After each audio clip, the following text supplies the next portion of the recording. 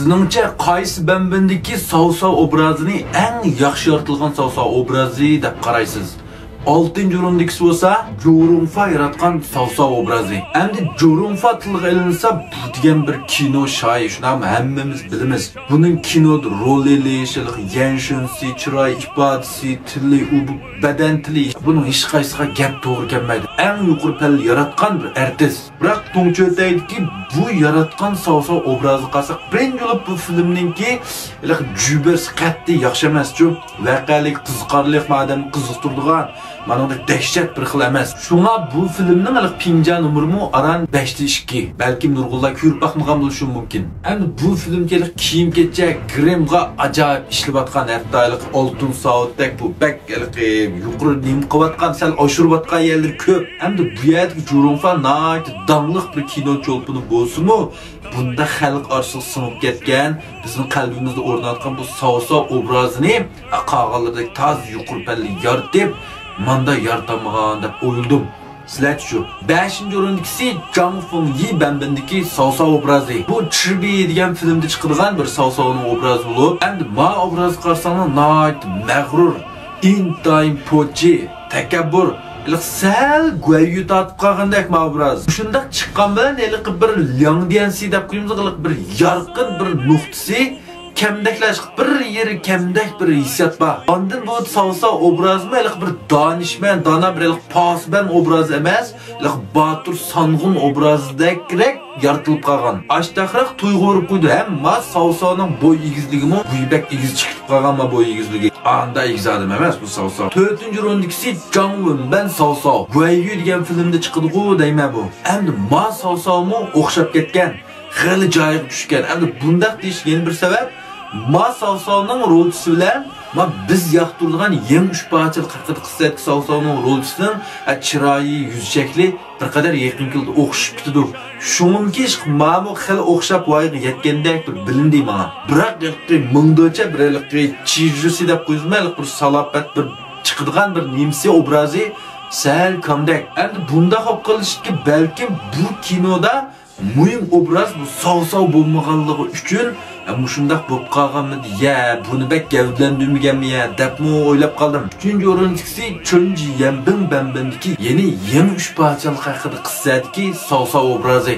Ma Sav-Sav obrazida haqiqatan bir voyaga yetib ketgan shundan nurg'ullarning ko'nglida Sav-Sav deslab mash obraz darhol keladi. Endi ma'noda mana Sav-Savning mag'rurligi, yilgaligi, donalığı, jasarati hamsi to'liq namoyon bo'lgan. Ham bu obrazga Liangdian yorqin nuqtalarni nayt ko'p gap so'zlarga bachi gapirishnamu. Masalan, Changbanpoda Jowyun kimning odam ekan bu? Men tiq jonda Lübon lang yomon desam, uningda men odam bor ekan.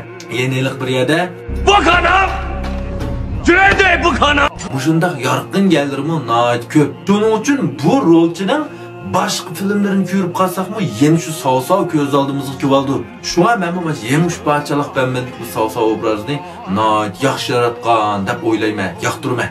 2-o'rindagisi bo'lsa Yu Hewei bambindagi Sav-Sav obrazi. Ne Sav-Sav oldu bu Liu Beigo? Ma rolchi mana eng qoyilib ketgan yerim dal mushada. Yangi ushbachalik haqida qissada Liu Bei'ni dahshat voyaga yetkazayotgan, xuddi asl dillamash Liu Bei'dek shunchalik voyaga yetkazayotgan. Bu rollarga hamda Sav-Sav obrazi qarsanlimi, shu Sav-Savni barchiliklar intayin voyaga yetkazib urindiyotgan. Endi ma artist uzoq qolmay, ama Sunchuanning obrazini yaratib etib qolsa, ushbachalik haqida qissani yuz yolg'izda ishlasa bo'ladi. Tasdiqladik. Endi bu Sav-Sav obraz rol tanlagan vaqtning o'zida odatdagi odamdan kelish kerak, bo'lish kerak.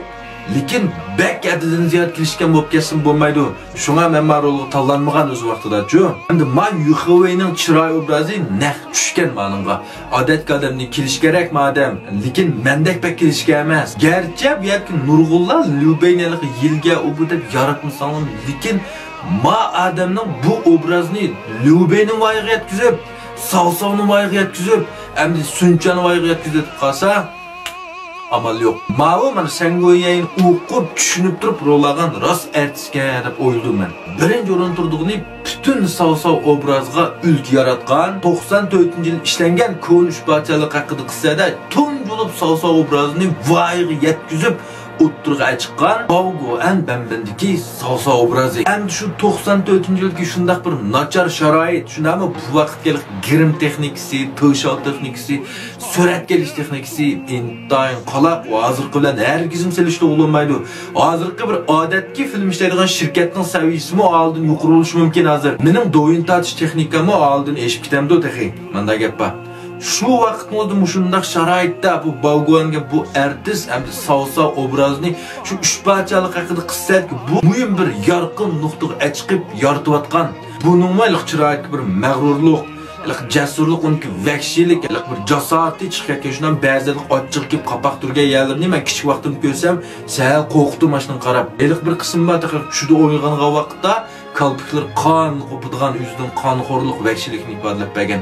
Endi Bayat degan bir qanchagan savsa obrazining hammasi mush Baugo'dan tiklab bergan savsa obrazi qarab, mashindan do'rab, kamyerini to'liqlab, anadan keyin yaratilgan. Bu rolchimi haqiqatan savsa obrazini intayin voyaga yetkazib yaratayotgan. Shuning uchun nurg'ullarning ko'nglida texnik savsa obrazi deb bo'libmi 60, 70, 80 yilga kelib dadimiz, akimizni to'g'ri qildiganlar hammasi mana shu ko'nish parchalik haqida qissatki savsa obrazini yoqtirdi deb o'ylayman.